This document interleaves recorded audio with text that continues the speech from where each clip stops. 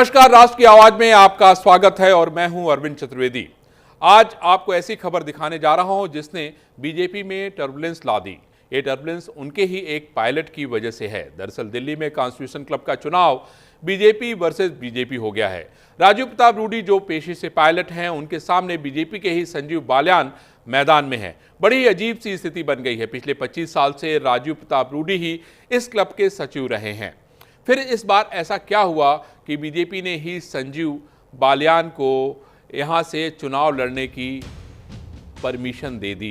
12 अगस्त यानी कल वोटिंग है। सांसद और पूर्व सांसद मिलाकर कुल 1295 वोटर हैं। पिछले चुनाव में 100 के करीब लोगों ने ही वोट किया, लेकिन इस बार इतनी तगड़ी लॉबिंग है कि 500 वोटर दिल्ली में रुके हुए हैं। इतना ही नहीं, फर्जी वोटर भी हैं। आज आपको बताएंगे कि कॉन्स्टिट्यूशन क्लब के चुनाव की इनसाइड स्टोरी, कैसे कॉन्स्टिट्यूशन क्लब को चलाने के तरीके पर सवाल उठाए गए, जिसके बाद अब बीजेपी ही रूडी से सचिव पद देने पर अड़ गई है। तो रूडी कांग्रेस, टीएमसी और विपक्ष के सहारे चुनाव जीतने की जुगत में हैं।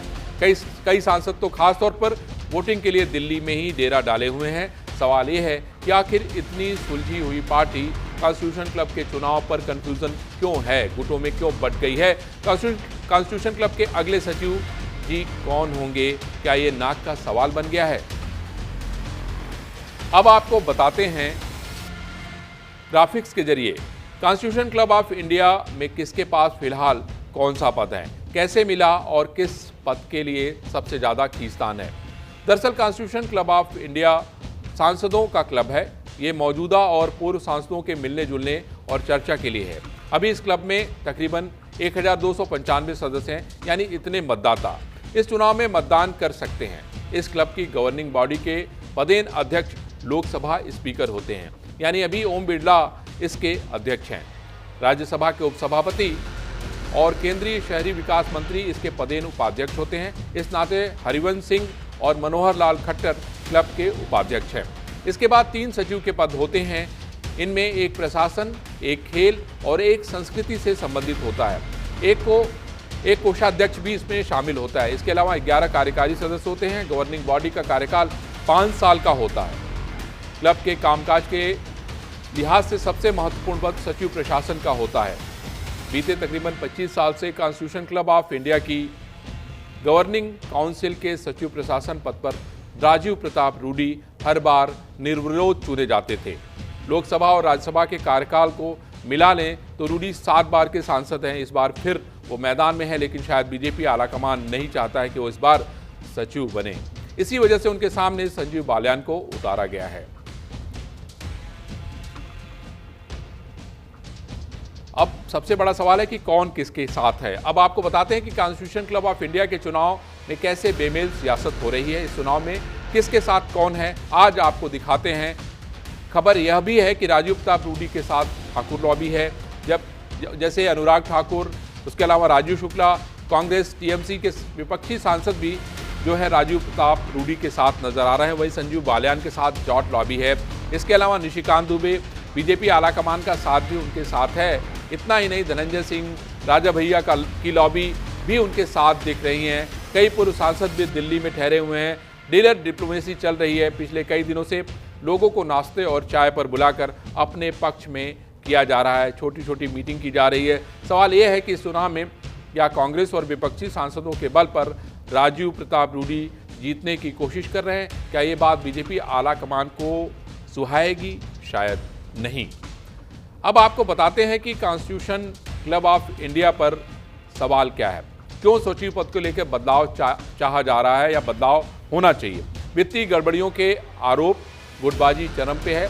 यहाँ जिम बनाने के लिए बीसीसीआई ने पैसों की मदद की थी। क्यों? शरद पवार, राजीव शुक्ला ने क्लब को बीसीसीआई के पैसे दिए, इसलिए पद पर काबिज जो लोग क्लब के सदस्य नहीं हैं उनको भी लाने का, पार्टी करने का आरोप।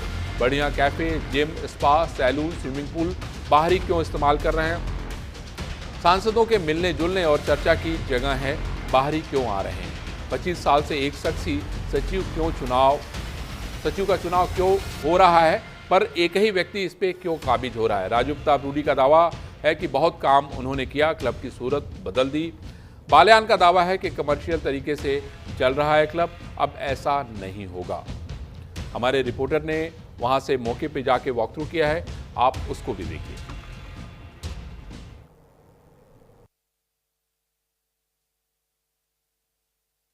कॉन्स्टिट्यूशन क्लब में सचिव पद को लेकर चुनाव होना है कल, यानी 12 अगस्त को। कॉन्स्टिट्यूशन क्लब में सचिव पद को लेकर चुनाव होना है कल, यानी 12 अगस्त को। इसको लेकर वोटिंग होनी है और इस बात दिलचस्प इसलिए भी माना जा रहा है क्योंकि बीजेपी के खेमे के दो बड़े नेता आमने सामने होंगे। वर्तमान में सांसद राजू प्रताप रूडी और वो सचिव भी हैं पिछले 25 सालों से।